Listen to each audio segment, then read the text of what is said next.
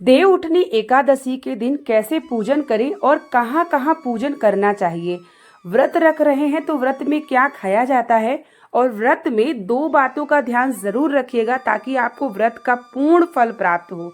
इससे जुड़ी जानकारी आप इस वीडियो में प्राप्त करेंगे तो वीडियो के अंत तक बने रहिएगा। वीडियो को लाइक और कमेंट में हर हर महादेव का नारा जरूर लगाइएगा। मैं रोही मिश्रा अपने चैनल में आप सभी का स्वागत करती हूँ। 12 नवंबर यानी आज देवउठनी एकादशी व्रत है और आज ही के दिन शाम के समय तुलसी विवाह भी कराया जाएगा। हम कहाँ कहाँ पूजन करें सभी लोग देवउठनी एकादशी के दिन, जहाँ पर भगवान विष्णु का निवास होता है। तो सर्वप्रथम केले की वृक्ष की पूजन आपको जरूर करना चाहिए क्योंकि भगवान विष्णु का निवास और माता लक्ष्मी का होता है।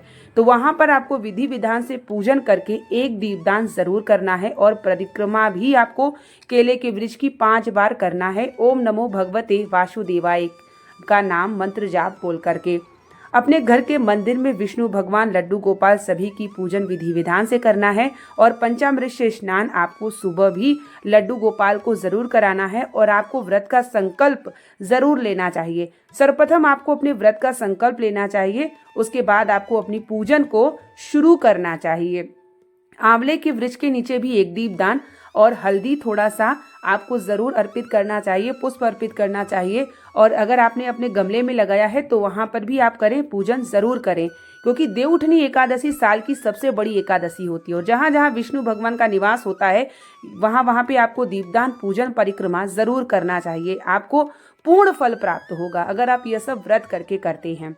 साथ में आपको तुलसी माता को सुबह जो है जल नहीं देना है। शाम के समय आप जब पूजन करेंगे, तुलसी विवाह द्वादशी में करेंगे, तब आपको जल और विधि विधान से पूजन करना है क्योंकि एकादशी के दिन ऐसा कहा जाता है तुलसी जी को, क्योंकि वो खुद भी तपस्या करती हैं। लेकिन ये देवउठनी एकादशी है, इसी पर विवाह किया जाता है। तो विवाह हम कर सकते हैं, सब कुछ द्वादशी तिथि लग जाएगी आपकी 5:29 के बाद से।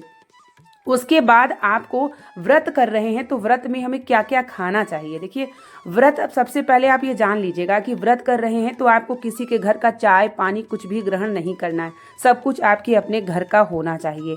और व्रत में कर रहे हैं तो केला, मान लीजिए फल आप चढ़ाते हैं और केला भूल कर भी मत सेवन करिएगा क्योंकि केले के वृक्ष में निवास होता है। बृहस्पतिवार और का जो है आपको एकादशी के दिन केला नहीं खाना चाहिए, पूर्णिमा के दिन तो केला आप बिल्कुल भी मत खाइएगा।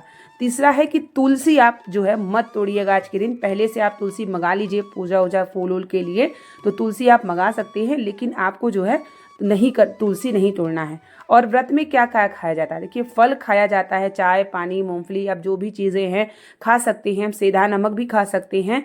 और फलाहार मतलब फल लिया जाता है और अन्न नहीं लिया जाता, अन्न कोई भी नहीं लिया जाता यहाँ पर एकादशी के व्रत में। तो आपको फलाहार में फल वगैरह सब ले सकते हैं, खुद का आपका अपना होना चाहिए। और व्रत कर रहे हैं तो खुद ही अपना बना करके खाएं, किसी के द्वारा भी नहीं। घर में मान लीजिए कोई कह दे कि हम बना देते हैं आप खा लो, नहीं, व्रत में कुछ नियम होने चाहिए जिससे आपको व्रत का पूर्ण फल प्राप्त हो। इसलिए मैंने सोचा आप लोगों को ये जानकारी शेयर कर दूँ। थोड़ा लेट हो गया क्योंकि बहुत सारे पूजा पाठ हर चीज़ तैयारी मुझे भी करनी है, लेकिन मैं छोटी छोटी जानकारी आपको शेयर कर रही हूँ समय निकाल के कि ताकि आप लोग कोई भी गलती ना करें। क्योंकि एकादशी जो ये देवउठनी एकादशी है ना, इसी से आप शुरुआत भी कर सकते हैं। जो लोग एकादशी का व्रत करना चाहते हैं वो इसी एकादशी से शुरुआत भी कर सकते हैं, और जो लोग नहीं करते हैं उसको भी ये एकादशी व्रत जरूर करना चाहिए। तो आप यह ध्यान में रखिएगा, खुद से बनाइए, खुद से फलाहार करिए। और फलाहार पहले लड्डू गोपाल हो, विष्णु भगवान हो, पहले उनको भोग लगा लीजिए, उसके बाद ही अपना भोग जो है प्रसाद के रूप में लीजिए। साफ स्वच्छता का ध्यान रखिए रसोई घर में। और अन्य लोग अगर आपके रसोई घर में भोजन कर रहे हैं तो घर में लहसुन प्याज नहीं बनना चाहिए, ये ध्यान में रखिएगा। द्वादशी तक नहीं होना चाहिए। तुलसी विवाह विधि विधान से आपको शाम को करना है। और जहाँ भी आप तुलसी विवाह अपने घर के मंदिर में भी, जैसे घर में अंदर भी कर सकते हैं, अगर बाहर जगह है, आपके लान है, छत है, तो उस स्थान पर भी आप तुलसी विवाह कर सकते हैं। तुलसी विवाह जब करेंगे तो भोग में फल और आप मखाने का खीर वगैरह भोग लगा सकते हैं क्योंकि चावल का कुछ नहीं बना जाता ना, क्योंकि फलाहार चढ़ाया जाता है, ये ध्यान रखिएगा। अन्न की भोग मत लगाइएगा तुलसी माता को। आप मखाने का खीर लड्डू गोपाल को भी, विष्णु भगवान को भी, और साथ में आपको शाम को तुलसी माता के पास और मिष्ठान मंगा सकते हैं, फल मंगा सकते हैं बाहर से, तो वो भोग आप जो है तुलसी माता को लगाइएगा। मखाने का खीर का भोग जरूर लगाइएगा और आप भी खा सकते हैं प्रसाद का भोग लगा करके। उसके बाद आपको जो है शाम की पहले तुलसी विवाह कर लीजिएगा। उसके बाद शाम की जो आपकी विधि विधान से पूजन घर के मंदिर में होती है वो आप कर लीजिएगा। विष्णु भगवान की आरती पहले तुलसी विवाह करके, जो घर में शिव जी हैं, विष्णु भगवान हैं, सभी देवी देवता हैं, उनकी पूजा आप जो है पहले तुलसी विवाह के बाद करेंगे। क्योंकि जो शुभ मुहूर्त है वो 5:29 से 7:53 तक है, तो ये ध्यान रखिएगा। सुबह जल नहीं देना है और आपको जल देना है जब तुलसी विवाह यानी द्वादशी तिथि में। द्वादशी तिथि में ही शुक्ल पक्ष की विवाह किया जाता है और 13 तारीख को भी है, लेकिन प्रदोष काल में गोदुला बेला में ही तुलसी विवाह होता है। तो ये सबसे अच्छा शुभ मुहूर्त है। तो आप लोग दिमाग में ये ना रखें कि तुलसी जी को छुए ना कैसे, क्योंकि सुबह मत करिए लेकिन शाम को करिए, ये ध्यान में रखिएगा।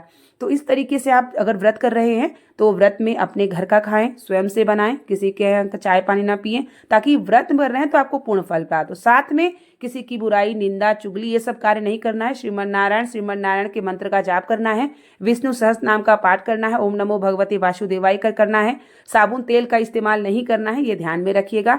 एकादशी से जुड़ी बहुत सारी जानकारी मैं कभी आपको शेयर करूंगी कि अगर आप व्रत करते हैं कोई भी तो किन किन बातों का हमें ध्यान रखना चाहिए ताकि हमें व्रत का पूर्ण फल प्राप्त हो।